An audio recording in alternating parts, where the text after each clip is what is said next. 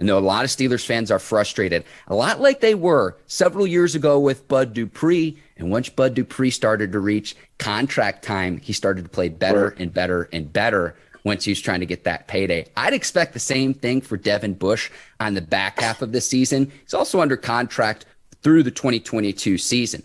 But as he approaches the end of his rookie deal, I'd like to see him play a little bit better. I don't think that the Steelers will or should bench him, considering he was a first-round draft pick, and he is the highest pick that the Steelers have had during the Mike Tomlin era with the 10th overall pick. I don't want to see him benched in favor of Robert Spillane for that reason.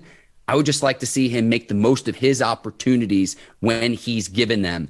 And again, I am going to give him the benefit of the doubt coming back from an ACL injury a year ago. Right.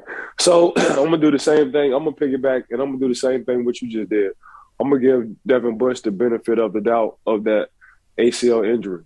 It's tough, and he looks a step slow, and one thing that popped off from Devin Bush when you saw him before he got injured was his speed, his ability to cover tight ends, the way he was getting in and out of breaks, the way he was coming downhill. I look at Devin Bush like an old school linebacker. All he wanted is violence.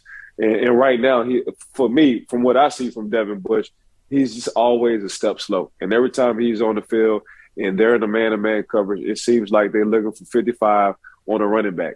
And that's been the issue. So I can see why they probably want to put Spillane in, probably to protect Devin Bush, as well as understanding and seeing these past couple of weeks, he hasn't looked as fast as he once was before his injury. So I just think it takes a year in general. Once you start coming off the ACL injuries, you really need to recover a full year. So I think next year he'll be back to where he needs to be. Right now, his body and what he has going on didn't look like what it was before he got injured.